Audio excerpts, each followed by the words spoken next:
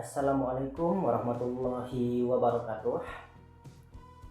Halo teman-teman, kali ini saya akan membahas sebuah novel religi yang menurut saya itu berbeda sama novel religi pada umumnya. Judulnya itu Pendosa yang Merindukan Tuhan. Nah, ini ditulis oleh Yoga Maulana dan diterbitkan oleh Teman Duduk pada tahun 2025. Tebalnya sekitar 204 halaman.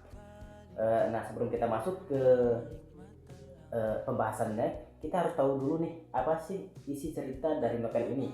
Nah, novel ini bercerita tentang seorang anak laki-laki yang tumbuh di rumah yang dingin dan penuh jarak. Ayahnya itu hadir secara fisik tapi nggak pernah benar-benar hadir secara emosional.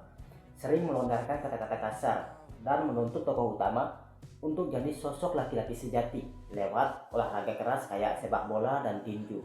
Padahal yang diinginkan tokoh utama cuma satu, yaitu menulis dan berkarya. Di sisi lain, ada sosok ibu yang digambarkan lelah menahan kekecewaan, tapi nggak pernah berhenti mendoakan anaknya.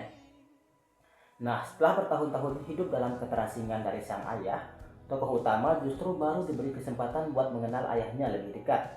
6 bulan sebelum ayahnya itu meninggal dunia di ruang ICU. Momen ini jadi salah satu pukulan emosional terbesar dalam cerita. Dari luka masa kecil itu, tokoh utama tumbuh jadi pribadi yang tertutup, mudah curiga, bahkan sempat terjerumus ke dunia malam sebagai bentuk pelarian. Dia juga harus bergulat dengan kondisinya sebagai penyintas bipolar disorder dan menghadapi stigma religius yang menyalahkan dirinya dianggap kurang beriman. Pada akhirnya, novel ini jadi semacam catatan perjalanan seseorang dalam memaafkan dirinya sendiri dan menemukan kembali jalan menuju Tuhan.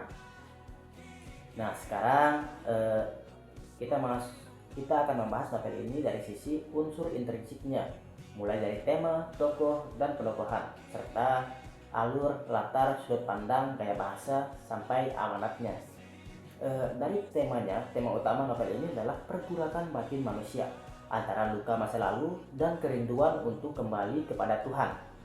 Yang menarik, novel ini nggak cuma fokus ke pertobatan dari pergaulan bebas kayak novel religi kebanyakan. Di sini penulis justru mengangkat tema yang lebih personal dan kontemporer, yaitu luka pengasuhan atau biasa disebut parental wound, isu kesehatan mental khususnya bipolar disorder, dan proses memaafkan diri sendiri sebagai bagian dari perjalanan spiritual. Nah, di sini menurut saya tema ini terasa lebih relevan karena dosa nggak disederhanakan jadi soal pilihan moral saja, tapi juga digambarkan sebagai akibat dari trauma yang menumpuk sejak kecil. Nah, di novel ini tokoh utama digambarkan sebagai sosok yang reflektif, sensitif, dan rapuh. Penokohannya dibangun secara dramatik lewat tindakan dan dialog batin, bukan dijelasin langsung sama penulisnya. Contohnya, kebiasaan tokoh utama yang selalu membaca ekspresi orang lain sebelum dia ngomong, dan kesulitannya untuk memaafkan dirinya sendiri. Ini nunjukin karakter seorang anak yang tumbuh dalam kewaspadaan terus-menerus, karena rumahnya nggak terasa aman secara emosional. Lalu ada tokoh ayah yang digambarkan keras, dingin, dan minim ekspresi kasih sayang. Tapi menariknya, penulis cukup berani kasih sisi manusiawi ke tokoh ini. Terlihat dari pengakuannya bahwa dia menikahi ibu si tokoh utama bukan karena cinta. Jadi tokoh ayah ini gak sepenuhnya jadi simbol kejahatan, tapi lebih ke korban dari pola pikirnya sendiri soal maskulinitas dan kehidupan. Ada juga tokoh ibu yang jadi representasi kasih sayang tanpa syarat, digambarkan lelah, bahkan diperlakukan kayak pelayan, bukan pasangan, tapi tetap setia mendoakan anaknya tanpa henti. Tokoh ini berfungsi sebagai jembatan spiritual antara tokoh utama dengan Tuhan. Terakhir, ada tokoh teman dari si tokoh utama, walaupun cuma muncul sebentar. Tokoh ini penting banget karena jadi pemicu konflik batin lewat pertanyaan tajam. Sampai kapan sih kamu mau menyalahkan keadaan? Tokoh ini berfungsi kayak cermin. Ia memaksa tokoh utama buat menghadapi kebenaran yang selama ini dia hindari. Selanjutnya kita beralih pada alur dari novel ini. Nah, novel ini pakai alur yang gak sepenuhnya linear.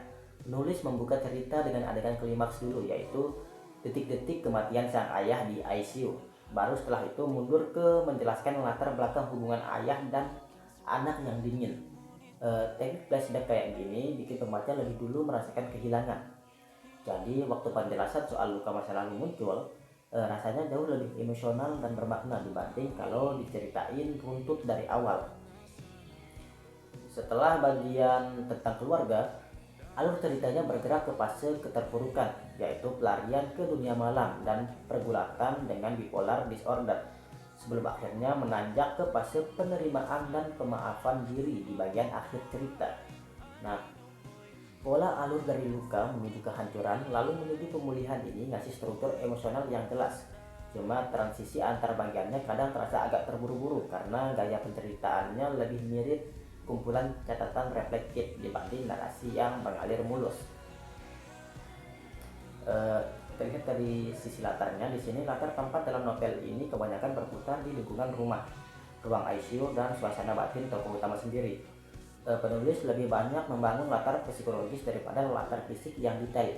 Rumah di sini digambarkan bukan sekadar bangunan, tapi seperti medan perang yang diam-diam mematikan. Pendekatan ini memperkuat tema luka emosional dalam cerita, tapi di sisi lain ini juga bikin latar fisik ceritanya terasa kurang hidup dan minim deskripsi yang konkret. Di sini juga novel ini ditulis pakai sudut pandang orang pertama, yaitu aku. Ini bikin pembaca bisa langsung menyelami pergolakan batin tokoh utama. Kayak ini cocok banget sama tema novel yang introspektif.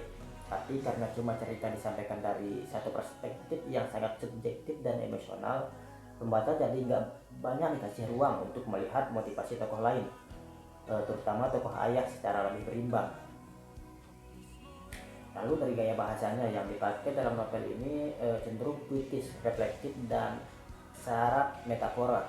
Misalnya ada ungkapan berjalan di atas lantai kaca tipis, atau kasih itu tidak menghapus rasa sakitku, tapi cukup untuk membuatku berdiri lagi. Gaya kayak gini efektif banget buat membangun keintiman emosional sama pembaca. Tapi di beberapa bagian menurutku metaforanya kepadatan, jadi sedikit mengurangi kejelasan alur peristiwanya. Lalu amanat yang disampaikan novel ini adalah luka masa lalu. Sekalipun berasal dari hubungan terdekat kayak keluarga, itu bukan identitas akhir seseorang. Manusia berhak memaafkan dirinya sendiri, seperti yang ditegaskan lewat kalimat, dosa hanyalah salah satu warna dalam kanvas hidup, bukan seluruh lukisan itu.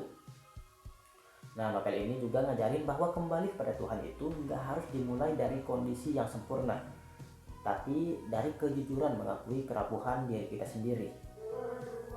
Nah, sekarang di sini kita masuk ke kelebihan dan kekurangan novel ini. Kelebihan utamanya di sini menurutku sendiri ada di kejujuran emosionalnya dalam menggambarkan luka, pengasuhan, dan isu kesehatan mental. Ini keberanian tematik yang jarang aku temukan di fiksi religi yang konvensional. Gaya bahasanya yang puitis juga bikin pembaca gampang terhubung secara emosional sama tokoh utama. Tapi di sisi lain, alur yang menyerupai kumpulan catatan reflektif ini bikin struktur ceritanya terasa kurang mengalir, dan transisi antar peristiwanya kadang membingungkan. Tokoh-tokoh pendukung kayak ayah dan teman tokoh utama juga belum dieksplorasi secara mendalam, jadi konflik antar tokohnya terasa kurang berkembang dibanding konflik batin internal tokoh utamanya. Jadi kesimpulannya, Pendosa yang Merindukan Tuhan ini novel yang menggabungkan tema religi dengan isu psikologis secara cukup berani dan personal. Lewat penokohan yang kuat secara emosional dan gaya bahasa yang puitis, novel ini ngajak kita buat memahami bahwa proses kembali kepada Tuhan itu nggak melulu soal pertobatan dari dosa besar, tapi juga soal berdamai dengan luka masa kecil dan belajar memaafkan diri sendiri. Di sini menurut saya sendiri novel ini cocok dibaca sama siapapun yang sedang berproses menerima luka keluarga atau pergulatan batinnya sendiri. Cuma buat kalian yang suka alur yang rapi dan terstruktur, mungkin perlu sedikit kesabaran ekstra untuk mengikuti gaya penceritaannya. Oke, itu dia resensi saya untuk novel Pendosa yang Merindukan Tuhan karya Yoga Maulana. Semoga resensi ini bisa membantu kalian yang sedang mencari rekomendasi bacaan. Terima kasih sudah menonton. dan sampai jumpa. Assalamualaikum warahmatullahi wabarakatuh.